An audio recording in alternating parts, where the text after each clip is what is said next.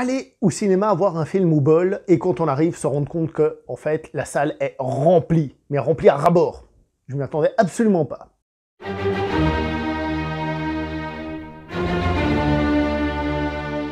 Bonjour à vous les cinéphiles et bienvenue pour cette critique en post-projection. Il va être aujourd'hui question du film Good Boys, une comédie scénarisée par Lee Eisenberg et par Gene Stupnitsky, je vais y arriver avec son nom, qui est officiellement réalisé par monsieur Gene Stupnitsky, mais il faut savoir que Lee Eisenberg a aussi co-réalisé le film, bien qu'il ne soit pas crédité. Dans les rôles principaux de ce petit film, nous avons un certain Jacob Tremblay, qu'on a pu voir dans The Predator, ou encore par exemple dans Wonder. On a aussi les jeunes Keith L. Williams, ainsi que par exemple Brady Noon. Mais je vais vous donner deux noms qu'il faut un petit peu retenir, à savoir celui de Seth Rogen, ainsi que celui de Evan Goldberg. Parce que ce film a clairement la patte de ces deux personnes, dans son ADN, on va dire. La note, comment essayer de mettre tout ça sous forme d'un chiffre, hein, tout mon ressenti. Il faut savoir que c'est une pure comédie adolescente, je reviendrai là-dessus un petit peu après. Et bah, forcément, c'est toujours un peu compliqué parce que c'est beaucoup d'humour, et ça dépend de si ce type d'humour fonctionne avec vous ou pas. Donc moi je vais donner mon avis, comme d'habitude, et comme d'habitude c'est mon avis parce que je fais les choses à ma façon, I do it my way. Et je lui donne 8 sur 10. C'est beaucoup, certes, mais dans le genre de film, pour ce que c'est, et franchement, personnellement, j'ai beaucoup aimé. Personnellement, j'ai beaucoup rigolé, hein, ça c'est sûr. Les gens dans la salle, ils ont rigolé, mais c'était une salle un peu particulière. Elle était surtout très bruyante, en fait. Alors j'ai remarqué qu'il y a le côté, vous savez, des gamins qui disent « bite, caca, il a dit bite ». Il y avait un petit peu ça.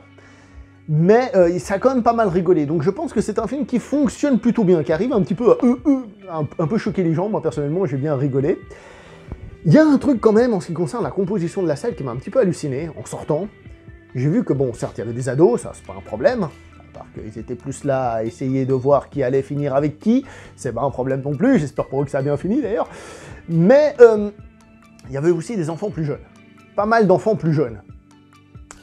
Et là, je suis un petit peu, pas choqué, hein, parce que bon, bah, les entrejambes, mais un petit peu surpris que des gamins comme ça ont pu aller voir ce film. Il faut savoir que le film aux États-Unis est rated R, d'accord? D'ailleurs, ils en ont fait une blague, c'est des gamins qui jouent dans le film, qui lâchent des phoques et qui parlent de sexe à tire-larigot, et les gamins n'ont pas le droit de regarder le film, en fait.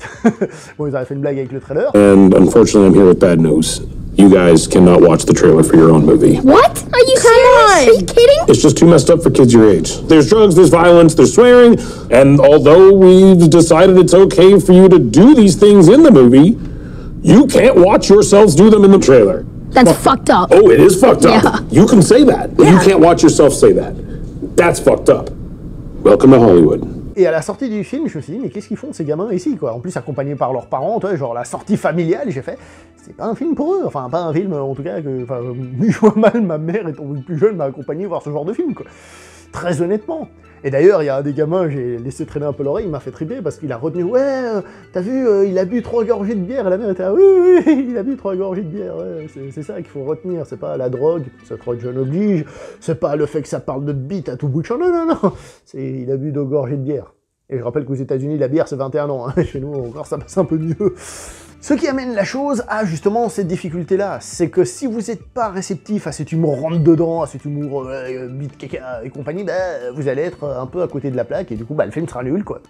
C'est aussi simple que ça. Il n'a pas autre chose que son humour, et voilà, c'est là que ça se joue, tout simplement. Parce que le film, c'est pas vraiment un film adolescent. En fait, c'est un film pré-adolescent, avec des enfants qui ont encore les valeurs très parentales, hein, tu ne mens pas, tu ne voles pas, la drogue c'est pas bien, le sexe, il y a un côté un peu interdit, tout ça. Donc ils ont encore cette vision-là, mais en même temps ils commencent un peu à grandir, ils s'intéressent aux filles, etc., etc. Donc ils sont vraiment dans ce stade-là.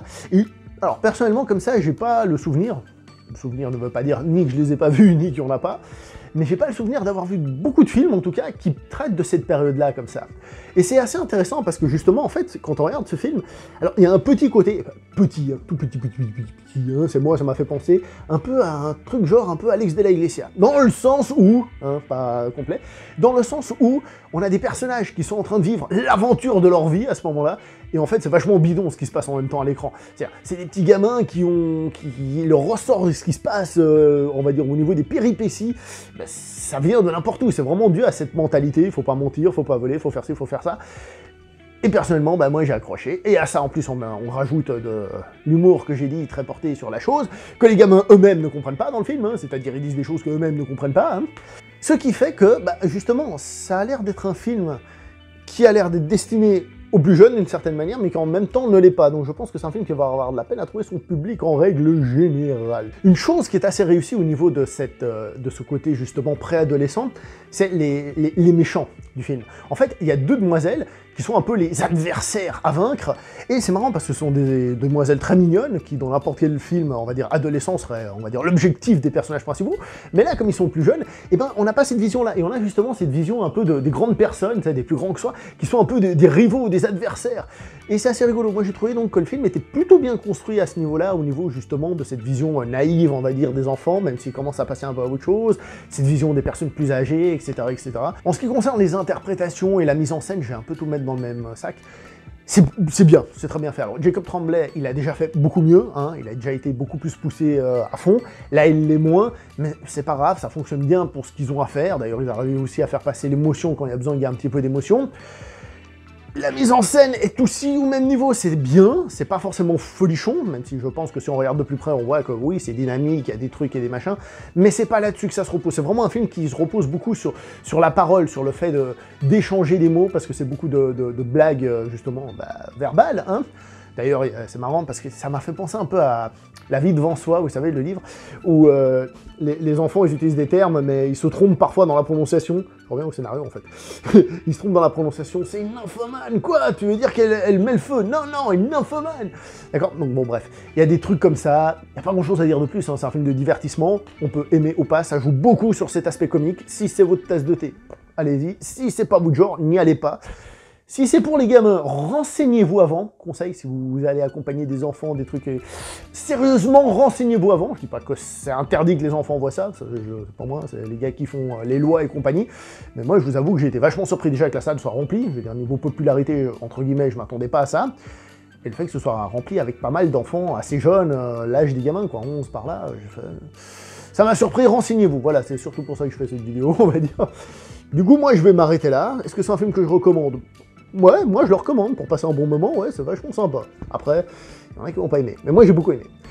Likez, commentez, partagez, on se voit prochainement dans la prochaine vidéo, abonnez-vous, ciao tout le monde, portez-vous bien, ciao, voilà.